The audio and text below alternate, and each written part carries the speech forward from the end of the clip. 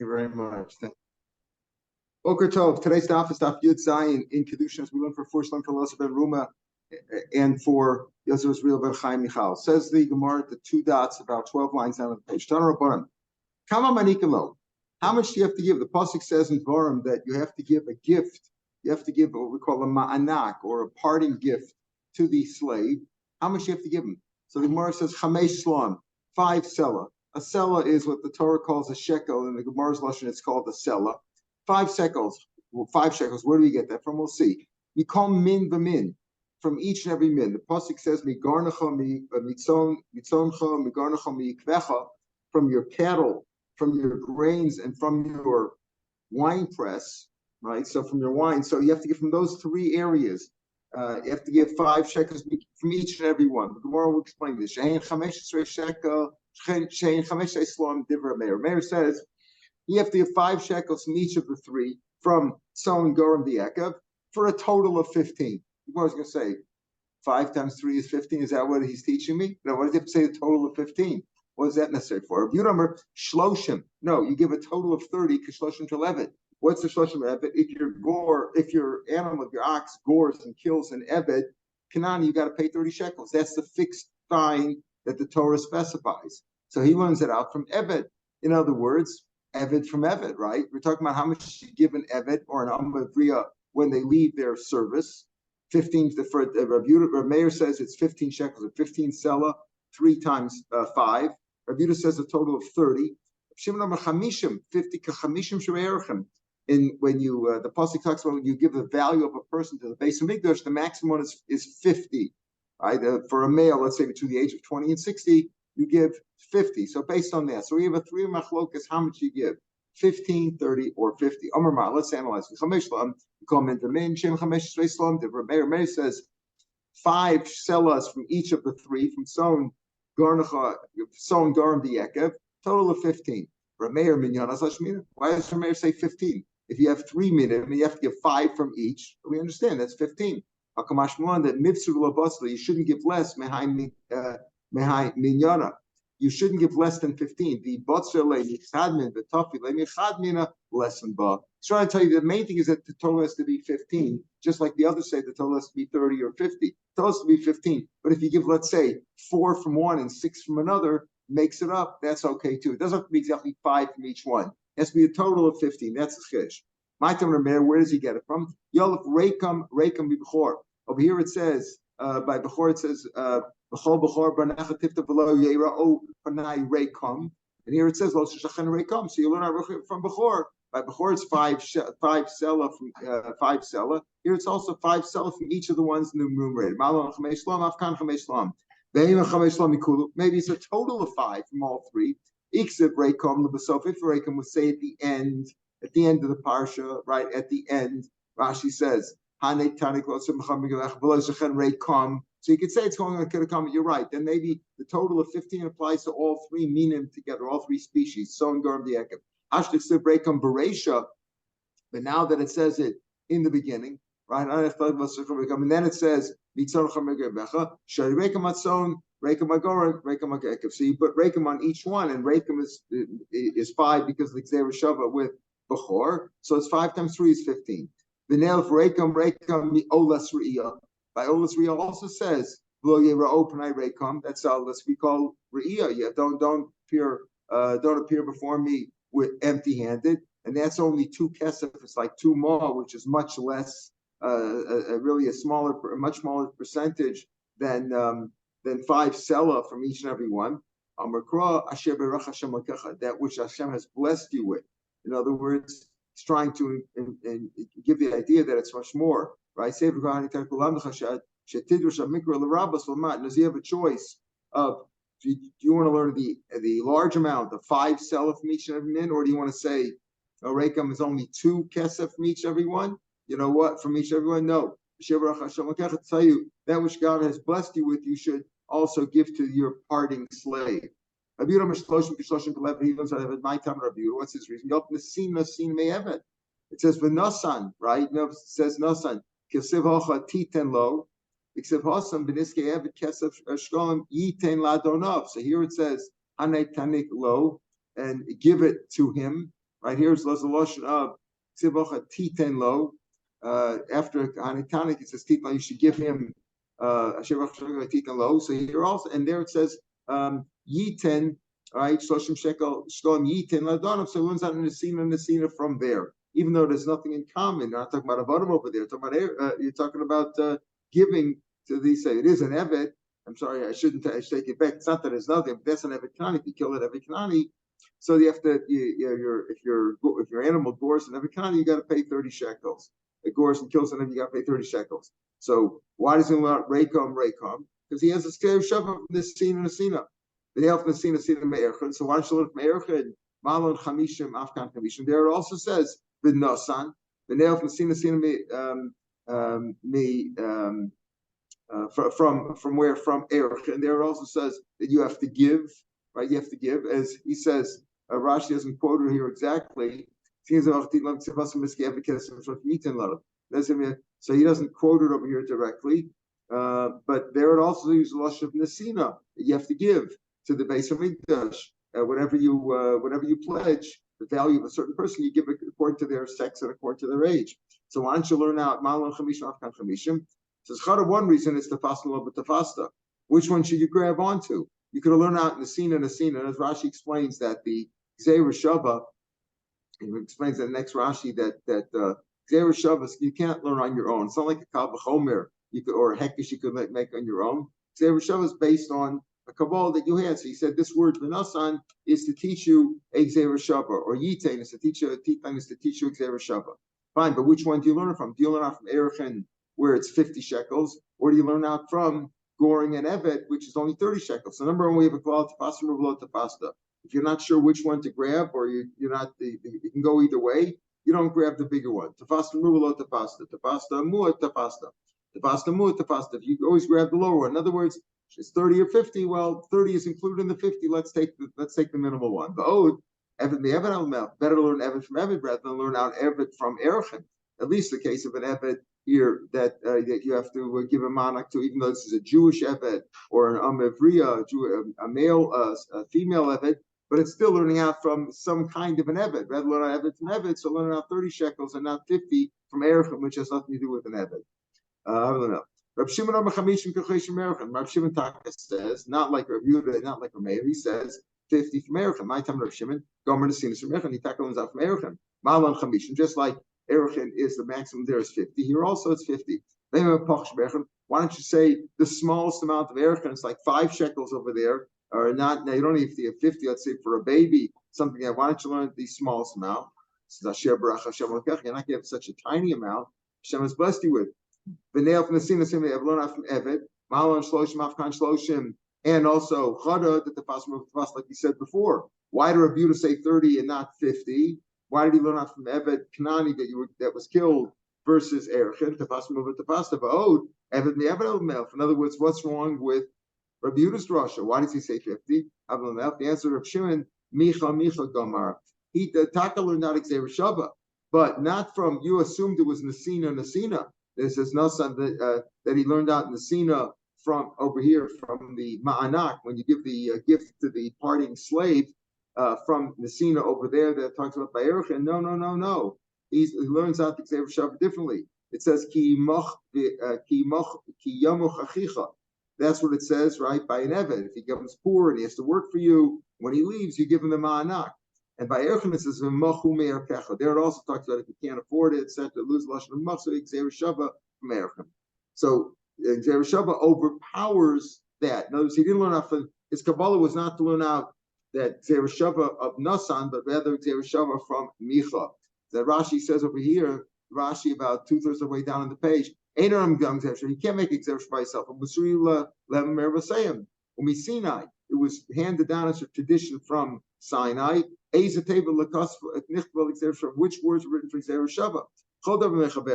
But the assumption was that Shimon learns out that it was Nesina's Hanek Nidrash, and you learn out Nesina from Erchen. So then the Kash asks, why don't you learn out Nesina from Evet, Tafasta Rubalot Tafasta? And this is also Evet showing up from Evet Kanani, not from Erchen. The answer is no. He learns on Micha, so it's directly from Erchen. He didn't hold Gzeira Shava of it. So they had a Kabbalah from their from their teachers. It's a tradition, but there were different Kabbalahs. Some learned that this was the drasha, some learned that was the drasha, but you can't make it up on your own. So that's the three machlokas that we have over here. So Gemara says like this in the first of the wide lines. Rav Meir, who says you get 5 selah from each one, and the Reikam, as he said, since it was middle, you not Reikam from Chor, that's how it's 5. And the Reikam, since it says in the middle of the parsha, it's going both on all 3 Tzon, Gar, and V'Yekov. So I understand that it's 5 sellahs times 3, 5 from Tzon, 5 from Gar, and 5 from V'Yekov, a total of 15. Just said it doesn't have to be exactly 5 from each. It could be a little bit more, a little bit less from each one, as long as there's a total of 15. But we understand Rav Meir's Rasha. El Rav Yehuda, Rav Shimon, I Tzon, Gar, and V'Yekov. What do you have to say? Tzon, Gar, and V'Yekov. What do you have to say those for?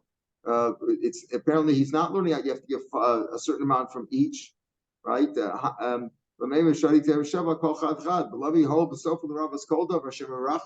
see later on, that these rabbis hold that it doesn't have to be Son Gar V'Yekov, it has to be any product. So why you mentioned Son Gar V'Yekov? They just said 30, but they didn't say like divided 10, 10, and 10, or 15 and a half, 50, whatever the number is.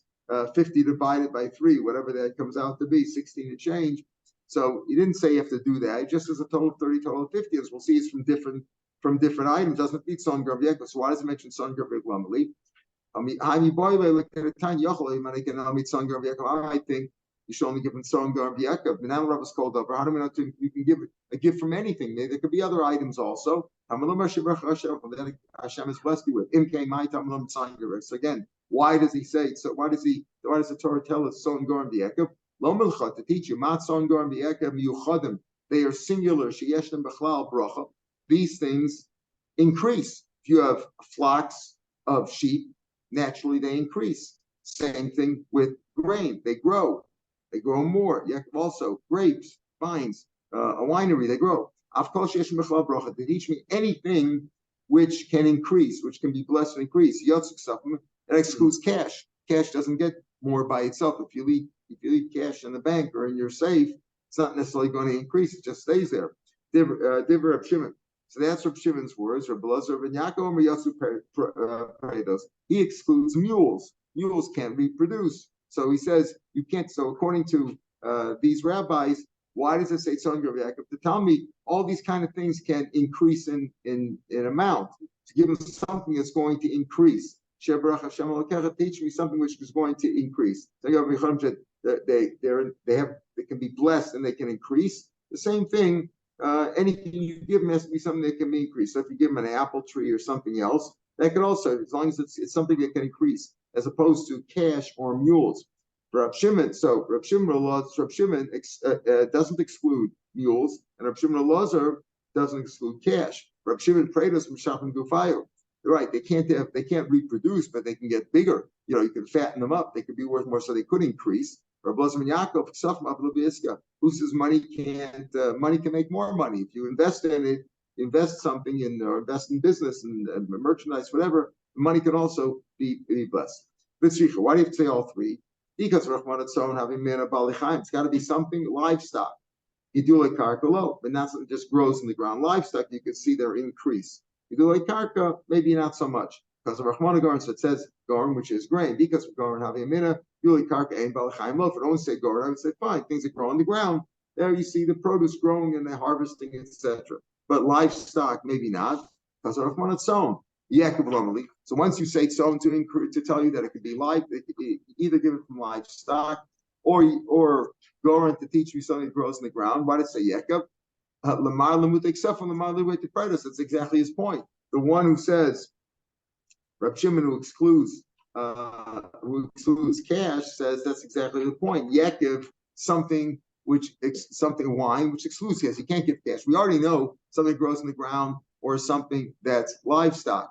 The extra of Yekiv is to say only something like Yekiv that to emphasize something that grows and can increase as opposed to cash. And according to Rav Shimon Elazar, according to Elazar ben Yaakov, it's to exclude mules which can't reproduce. Tan Rabbana. Asher Barach Hashem Lekecha, the pasuk says over there when it talks about giving the ma'anak to the parting slave. It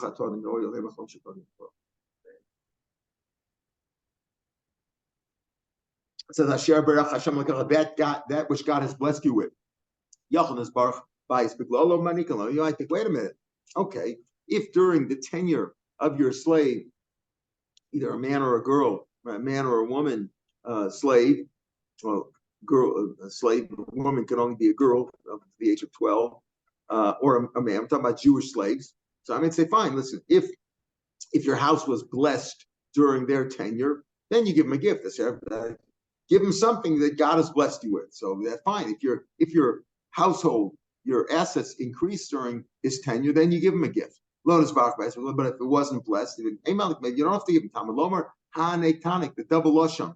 Hanek is always the double Lashon. It comes to emphasize, right? The double Lashon, Kefal Lashon, Hanek Tanik, we said yesterday, the double Lashon teaches me, Mikomakom, you give him anyway. In other words, you have to give him. So what's the point of Shabracha? Even if you got left, if your assets went down, or you had a failing season, right? You had a bad season during the slave time of the slave when you had the slave. So what does Shabracha teach me? Hakolafi bracha tainlo. Give him, if you had a better year, give him a better gift. If you had a worse year, so give him less of a gift. But you always have to give him something. He says it, take him literally.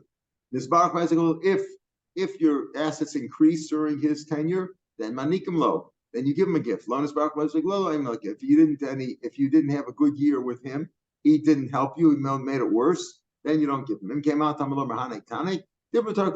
Torah just talks that way. Sometimes the Torah just says a double lashon, make sure you give him a gift, but it's only if your house was blessed on his account. Tanarabanan. Eved Ivri, going back to the rules of an Eved Ivri. Normally, an Eved Ivri is, what is his tenure? 6 years. Interesting. We talked about an Eved Ivri that's sold by Best, and that's for 6 years. And we talked about an Eved Ivri that sells himself. And there it says it could be even more. It doesn't really say less. He says it could be 6 years or more than 6 years. He doesn't say about selling it, producing the truth. If Yovel happens in the middle of the 6 years, he goes out anyway. But usually it's a minimum of 6 years. That's what I'm saying. That's the Chori he could, but in the lashon of the Mishnah, he could sell himself for 6 years or more than 6 years. Mashma that you can't do the minimum of 6 years. Back on Yudal and Beis, we say Mocher Atzmo Nimkul Sheish v'Yesrael Sheish. That was his lashon. He sold either for 6 or more. Mashma, he could be sold for 10 years. Rashi says. Doesn't mashma that he could be sold for less than 6 years. So that's the minimum. Less than 6 years, maybe not an Evid, yeah, maybe that's right. Something like that. It's not really an Evid. Okay, so the rules don't apply. Pardon? Manach is prorated. If he goes out and the Manach is not right. Right. Well, the Manach didn't really say that. According to Meir, it's a fixed amount. According to the other ones, according to all of them, it's a fixed amount. It's a fixed amount. Now we did say you're buying the Evid, right. You're feeding him and clothing him and doing everything for him, and then on top of that, you have to give him a That's right. That's right. I see you've never had employees in this country.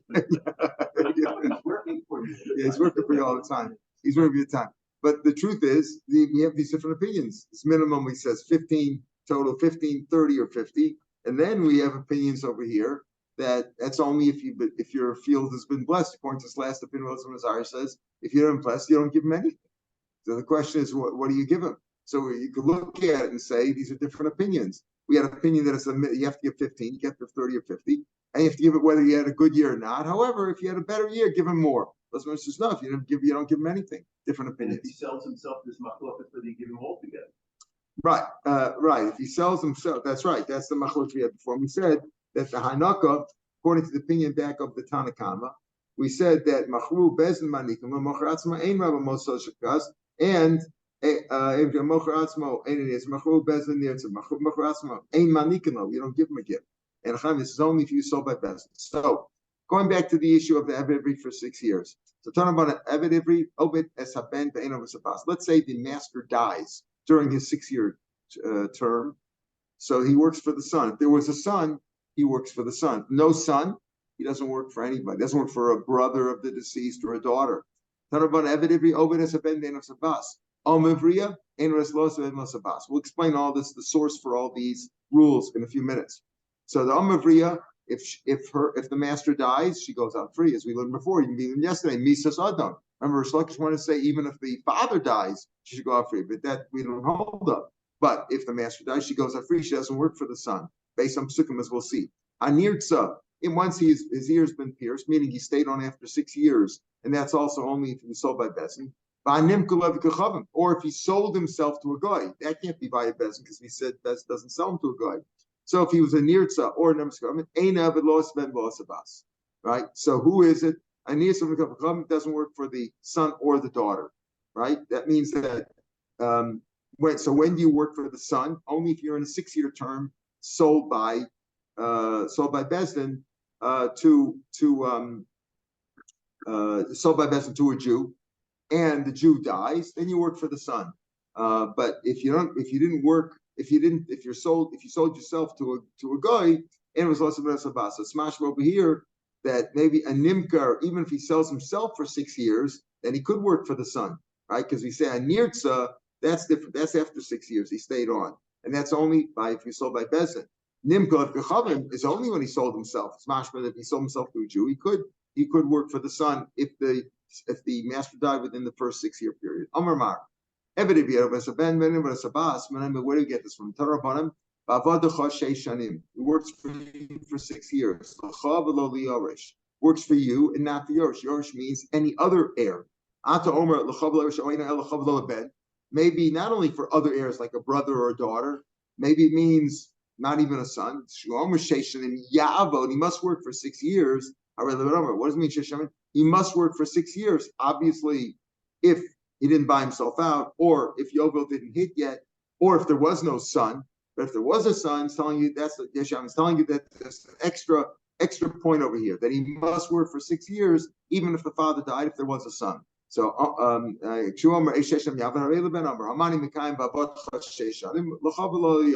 work for you, but not for anybody other than a son. Well, how do you know? How do you know that the pasuk just says, limits you, works for you for 6 years? You. Then it says he must work for 6 years. So we say, well, the 6 years includes somebody else too. Let's assume that's the son, not a brother or a daughter. How do you know? Why do you include the son and say, well, if the father died and left the son during the 6 years, he works for the son. But if there was no son, but there was a brother, he doesn't work for the brother. Why not? I'll tell you why. Because the son, in the case of an Amivriya, who also works for 6 years, unless she's bat mitzvah first, or goes out, buys herself out, or Yovel hits, the son can marry that daughter, can marry that Amivriya. Remember, the Amivriya, he buys her with, let's say, kesef or shtar, but then if he bought her with kesef, he could also be mekadesher with that money, whatever money's remaining, mekadesher, or the original money, he's mekadesher with that, him or his son. So the son is also like involved in the purchase, so to speak. Takes the place of the father for yiyud, for designation as a wife. What is sarachusa? Sarachusa is if a man sells his inherited field, or his makdashit. He's makdashit based on mikdash. He has 1 year to redeem it. If he redeems it, fine. He pays the extra amount, the other extra 25%. If he doesn't redeem it, then the gizber sells it to other people, and at Yovel it goes to the kohanim. It doesn't go back to his family. However, if he bought it, or if his son bought it, then it doesn't go to the kohanim. So his son takes his place too for sarachusa. So we have two things over here. Number one, the question is, who do we include? If the master dies within 6 years, and there was no son, we said then that's it. He goes out free. But if there was a son, goes to the son. Why include the son? Maybe he should go to the brother. The answer is we talk about the son because the son takes the place of the father. He can marry this Amavriya. And also, he takes the place of the father when it comes to Sarachuza. If he buys the Sarachuza from the Gizbar rather than somebody else. So, include the brother, she can come to Yibam. He takes his place of Yibam. If the father dies and there is no son, then the brother takes Yibam. So maybe the brother should be the one that inherits the slave and works for him for the remainder of the 6 years. So that's not as far because that the son controls it. The Yibam is only if there's no son. So if there's a son, the son should take priority. Then if there is a son, then there is no Yibam. So the son is a higher power than the brother because you say the brother has the ability to Yibam. That's only if there's no son. So you see that the son is stronger. The son will prevent the brother from making Yibam. Except for the son is stronger. So it's more Hayesh ben and Yibam. Right? No, it's only when is there Yibam? Only when there's no son. But if there is a son, there's no Yibam. So the Gemara says, okay, wait a minute. So the time of the Ikahai Pircha, because you have this good kasha, meaning that the son's claim is stronger than the brother's. The brother says he can make Yibum. Yeah, but if there's a son, there is no Yibum. So the son is a higher priority. So you have a good kasha. Halavachi, you would say that you would say that the brother's stronger. If it wouldn't be for that kasha, you could say that the brother's stronger. But even so, the brother's not stronger. You should dismiss the brother. Why? The brother has a claim that makes Yibum. But the son has a claim for two things. Number one, that he takes the place of the father for a year. He can marry the Amavriya. And number two, he said, he takes the place of the father by Sada Chuza. If the father was Makdish's field, and if he didn't redeem it, and the Kohanim sold it to somebody else, the pasuk says the Ish Acher, then it stays out of the family forever. He can't get it back, and it's given to the Kohanim in Yovel. But if the father gets it back, or the son, so you see, the son takes the place of the father not only for Yid but also for Sarachuza. So those are two advantages, and the brother only has one advantage of Yibam. So what do I need this Svara? Well, Yibam is not so strong because there's only Yibam when there's no son. If there is a son, there's no Yibam. So the son is stronger than the brother. Even if you didn't have that Svara, it's 2 against 1. The answer is Sarachuza nami mehai pirchu. Sarachuza is also knocked off from this question. Why? That's how do you know that the Sarachuza, the pasuk over there says, if the father, the man who is makdish, doesn't redeem the field, and the gizbar sells it to Ish Acher, then the son doesn't get back. Who's the Ish Acher? Who's the Ish Acher there? Is it the son, or is it maybe the brother? So how do we know that it's the Ish Acher means to somebody else? Like, let's say it's Lamaisa, we mean it Acher. If he sells it to somebody else, it doesn't go back, right? That's the Ish. And Acher is only somebody else, but not the son. Maybe the other way around. Maybe Acher is the son, and if he sells it to the son, then it does go back. It goes back to the Kohanim in Yovel, and only if it goes to the brother doesn't go back. How do you know? The answer is because they had kasher the Nafle, the Tana Klumyesh Yibam El Makum. And how do we know that the son is stronger than the brother? Because it says over there the brother's claim is Yibam. The son is stronger because in a place where there is a son, there is no Yibam. So you see the son is stronger. So the answer is it's not really 2 against 1. We only know by Sada Achuza that it goes to the son because of the same argument. So you can't use the argument. It's circular to say, well, number one, I'll use that argument to say that the son should get the Sarachuza. Once I have that, we're going to put Sarachuza and Yiyud on one side versus Yibam on the other side. But Sarachuza is also only known from this kasha, so it's really 1 against 1. So therefore, it's 1 against 1. We have to, which is a stronger claim? The son is a stronger claim because the brother's claim is Yibam. But if there's a son, there is no Yibam. So the son's claim is stronger than that of the brother. So therefore, we say that if you're in the original 6-year term, and apparently at this point it sounds like whether it's he sold himself for 6 years or it's Bezin, for sure Bezin sold him, but even because the pasuk is really Avadcha Sheishanim Yavud is going on where Bezin sold him, but let's assume it might apply also if he sold himself for 6 years, and he can go out if Yovel happened in those 6 years, or if he bought himself back, or if the master died. But we're saying if the master died and there is a son, he works for the son for the remainder of the 6 years. That's not by Nirtza. If he stayed on after 6 years and then the master died, then he goes out free, as the Mishnah said. The Nirtza goes out free with Misas Adam. He goes out, Misas Adam. He goes out for Misas Adam. He doesn't go to the son then. So when does he go to the son? Only if he's in the 6-year term and the master died in the middle of the 6-year term. An Amavriya does not serve the son or the daughter or anybody else. If the master dies, she goes out free. How do we know this from? Where do we get this from? Amrapada. This is a pasuk in Dvarim. There it talks about ha'anek tanki giving the ma'anak. And then it says also, it goes back into if he wants to stay on, he's a nirtza. And then it says v'afla mascha tasakain ikisha kasav la nirtza. A mascha is juxtaposed to nirtza. Ma nirtza ben vasabas. Just like a nirtza doesn't work for either one, as we'll see. We also so the Gemara says, how do we know that? We'll see. How do we know that the nirtza doesn't work for either one? We'll see that in a minute. But he's saying just like nirtza doesn't work for the son or the daughter, if the master dies, he goes up. The same thing with Amavriya.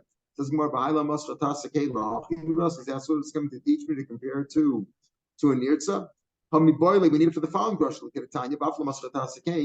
Lahanik ata omer.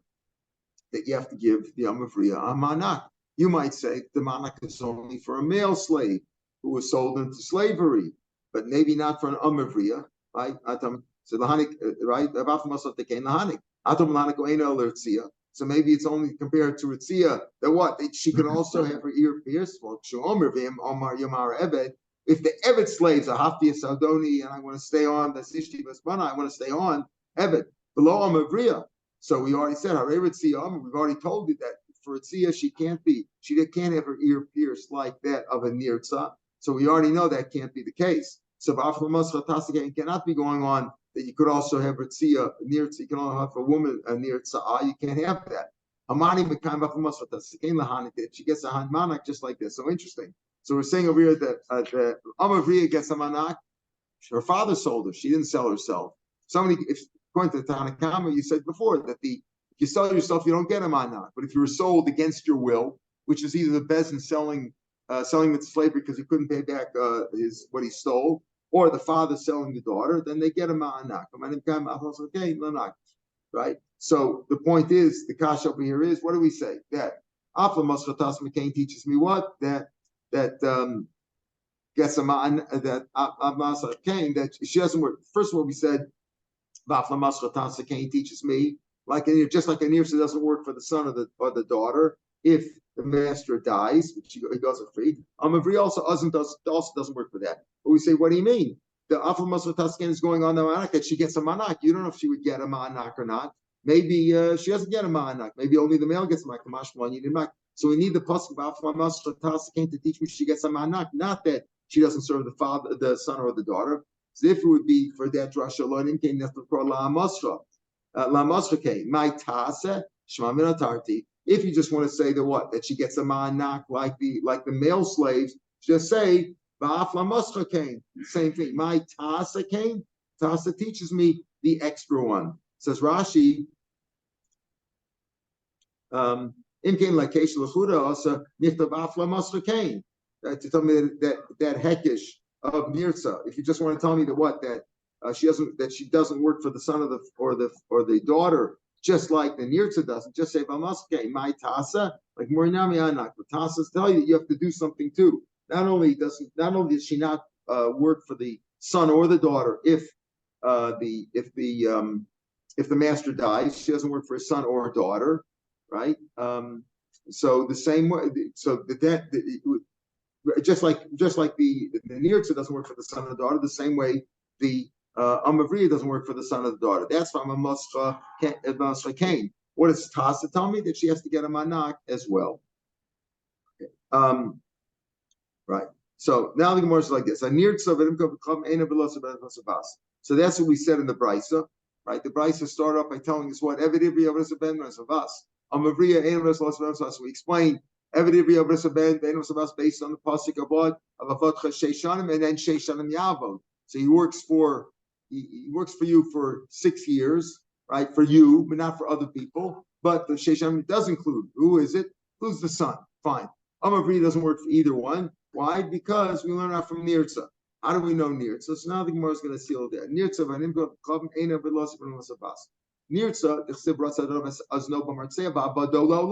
he works forever. He works forever for him. He's his servant. And it'll be his servant forever. His servant. So that's why Nirtza is excluded. And we learn our Amavriya from Nirtza. How do you know if you sell yourself to a goy and the guy dies that you don't work for the son? Let's say there it talks about when you buy him back, right? When you're potent, you buy him back based on whatever prorated number of years are left. Because it says you can only make cheshbon with the one who bought him, but not the yorshim of the koneu. Okay, so that's how we know that he doesn't work for the son or the daughter. In the case, again, this is where Jewish jurisdiction. It was Jewish jurisdiction over the goyim. Otherwise, the guy could say, "I don't care what your rules are. I'll give them to my son anyway." Whatever. But the jurisdiction doesn't work for the son or the daughter. So who works for the son? Only an Eved Ivri who was within the 6-year period. Amavriya doesn't. Nirtza doesn't. Or sold to a guy doesn't. But interesting thing, it says B'chishav Mkanei this drasha. Chizkiah said this drasha that How do you know it doesn't work for the son? Because it's in Choshim Kaneu, make a cheshbon, make an accounting, a reckoning with the one who bought him, the guy, but not with his yorshim. That tells you something that a guy has yorshim, right? We know there's rules in the Torah. If you don't have a will, or you didn't specify a will, whether orally or on paper, and the person dies, the rules are according to the Torah, right? Before it gets a double share, only the boys get. If there are boys, only the boys get, not the girls, etc. All the rules that apply that we learn out in Yesh Nochalim, that we mentioned many times before. Okay. What about a goy? If a goy dies, forget about the common laws. Common law is common law, whatever the rules are in your state, But what is the rule in the Torah? Does a goyish son inherit his father? Don't the show mitzvahs b'nei Noah, don't they have a rule? Doesn't they include. They have to set up courts in order to society. Courts, yes, but that's not included. There's a lot more. The truth is, it's a lot more than 7 mitzvahs b'nei Noach. There's many details involved. That there's many more than 7. There's many, but Yerush is not one of them. So it doesn't tell you what the Yerush is. The question is, what is the law in the Torah? What is the law in the Torah? If a guy is under your jurisdiction and he dies and there's no will, do kids get it or not? That's the question. So Rava says, I'm a Rava, Dvar Torah, Mina Torah, Obed Kochavim Yorish Esavim. He inherits the father Shenemer based on this puzzle we just said. It says, B'chishavim can make a cheshbon with the one who acquired him, below him Yorshim, not with his Yorshim. Mechlal, Disla Yorshim, he has Yorshim. So Mina Torah, a guy inherits, maybe the rules of Bechor don't apply. There's no rule about a Bechor, doesn't say about a Bechor over there. Doesn't talk about girls versus boys or anything like that. But the guy does inherit his father. So this is drasha on the drasha. Right, drasha on the drasha, right. Right, that's right. Based on the drasha, you see, it's just like a side point. It's it's an ancillary point. He says that it doesn't go, the slave doesn't go to the son. It's mashma that he has yorshim. Okay, so he has yorshim. Okay, that's a goy inheriting his father goy. What about a ger? Here comes a good question. You have a man called Boone, and he has a son, Clyde. Clyde was Megayer, and he's now calls himself Chaim. And his other son, Chester. So we have a little fight. Chester was not Megayer. He's still a guy. So now you got Chester and Chaim. And now the old man dies. So, the Jew says to himself, I did accept a new religion, but I don't want to give up on my Yerusha, right? I don't give my Yerusha. So what do you do? He doesn't inherit his father, but ain't him a different Torah. Listen to this, it's not Minatorah. Minatorah he doesn't, because we have a called Gershon Askai, the Gemara in Yevamos Daf Chav Beis and Alf talks Gershon Askai Kan Shalom. He's like a new person. It's like a new person. He doesn't have a father. He doesn't technically. If a guy had 2 children, a boy and a girl, and they were Megayer, in theory they could marry each other. It would be a terrible thing to do, etc., etc. But in theory, because they're new people, they're Megayer now, they're new people. So Geras Avikachavim, but it does inherit his father, but it's not Medivri Torah, right? Elam Medivri Sofim, and a Sofim that it's not. Why is that? Ger Avikachavim. Let's say you have a Ger Avikachavim. Like I said, Chester and Chaim are 2 brothers. Chaim was Megayer, Chester didn't. Now Shiur Shesavim, the father, the old man died. Their father was a guy, Avikachavim. Ger Yachalom Elakam. The Ger could say to the Evet, first of all, by being Megayer, obviously became a little smarter. Yiddish cup. So what does he tell his brother? Is what we call that his biological brother, right? Because biological brother, I'll tell you what. Why don't you take all the idols? You can keep the idols. I need idols. I'll keep cash. That's a good deal. The idols we'll take it. We'll split up. Or you could take the wine that was used for libations of Avodah Zarah. Bani Paris, I'll take the fruits. Right? He could do that. Now he could do that. But once, let's say he acquired them. Let's say the court assigned the whole estate to both of them, and now he owns half, Chaim owns half, and Chester owns half. Then he can't, because if he says you take the idols and I'll take the cash, he's effectively selling the idols for the cash, and he's gaining something from it. He can't have enough from the idols or from the ayin esach. Okay. But if he didn't acquire it yet, then he could do that. Ani Paris, Mishabel, just Gerasa. If you tell me Saraisa, remember we've said this many times. If a man dies and there's no will, the assets immediately, right at the second of death, belong to the children. It's not like they have to go to court for probate before it happens. It's halachically, it goes to them right away. So here too, if a ger inherits his father minat Torah immediately, so he inherits the idols and everything else there too. So then he wouldn't be able to say, I'll keep the cash and you take the idols, I'll keep the papers, you keep 9 because he's getting pleasure out of it. So therefore it must be, so even if he didn't take possession of a yanami, if he's taking the cash, he's taking the exchange of the Avos, he can't do that. Element Rabbana.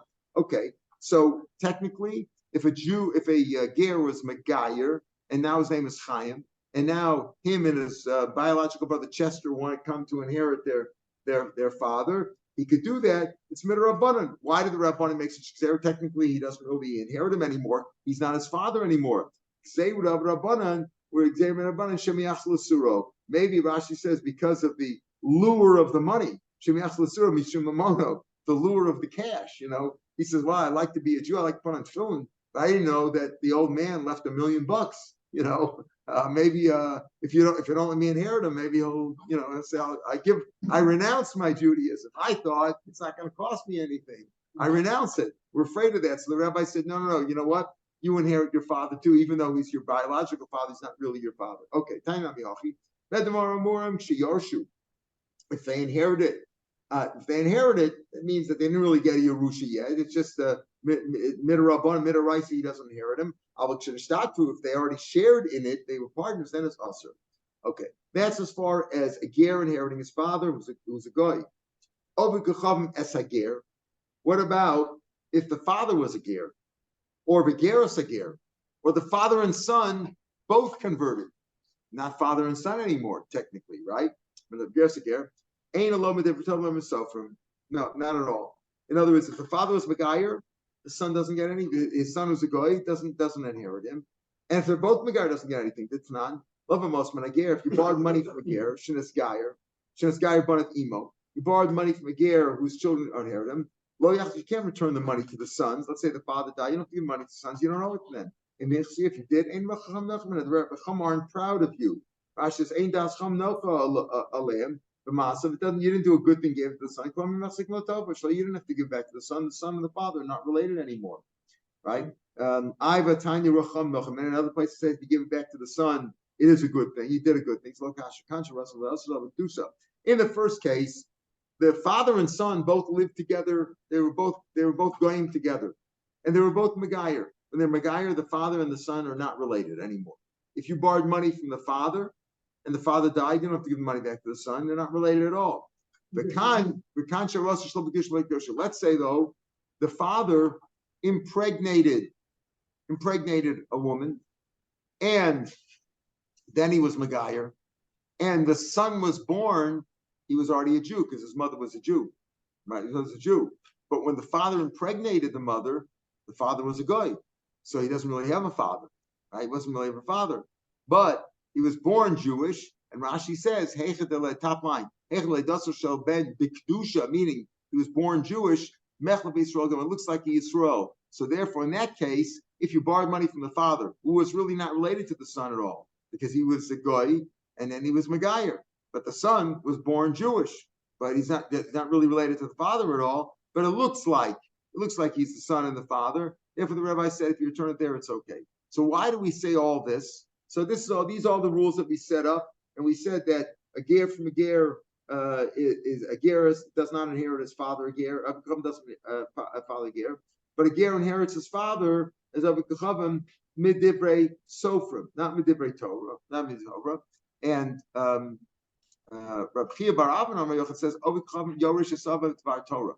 He says a goy inherits his father. So all these rules were said about a ger of an avikav that's only Rabbanan. A ger of a ger or an avikav as a ger, it's not even Rabbanan. You don't inherit at all. However, we said that does a goy inherit his own father? Forget about gerim now. A goy, you have a father and a son of goy. The father dies. Does halacha that the son inherits the father? Yes. He does have Yorshim. That was Rabba's Russia. Rav Chia bar Avin learns the Russia a little bit differently.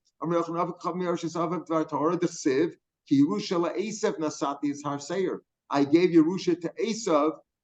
I gave him our Seir, and he was a guy. He was a guy, and he inherits his father. So the Yisrael Mumr Shine. He's like his halacha of Yisrael, even though it was before Matan Torah, but he had a halacha, right? Son of Yitzchak, right? Son of Yitzchak, Yaakov and Esav. So he had a halacha like a Yisrael Mumr. He's not exactly like a guy. Elamei from this pasuk. Kilivnei Lot nasati as Ar Yerusha. I gave the sons of Lot who weren't Jewish, or as a Yerusha. I gave them Yerusha. So you see that a guy also has Yerusha. So Chia Bar Avin will learn this drasha from Lot. My time, why didn't he say from Rava? Rava's drasha b'chisha b'kanei v'lo miyashkineu. The mikse b'chisha b'kanei v'lo miyashkineu. It doesn't say lo. It says b'chisha b'kaneu. Make a cheshbon with the one who bought it. It doesn't say below im yarshe kaneu. You don't have to make that deduction. You bought it with the kaneu. Maybe the son also. Maybe we don't know if the son, if he has Yorshim, maybe there are no Yorshim. That deduction, I don't have to hold up. So Rabbi Chia Bar Avin didn't learn that drasha. Rava, my time alone, why didn't he learn Chia Bar Avin? Yishum Fodo Davram Shiny. He may be over there because of the Kavod Avram. Lot was his nephew. Because of Kavod Avram, he was given a gift also. He was given a Yerusha. But normally, maybe a guy would not inherit a guy. So they both hold that a guy inherits his father, who's a guy. But one learns it out from Kishav Kaneh, and one learns it out from Lot. But both hold that a guy doesn't inherit a guy. Or I'll pick him here from the 2 dots tomorrow, Mitzvah Shem. Have a good day, everybody. Thank you.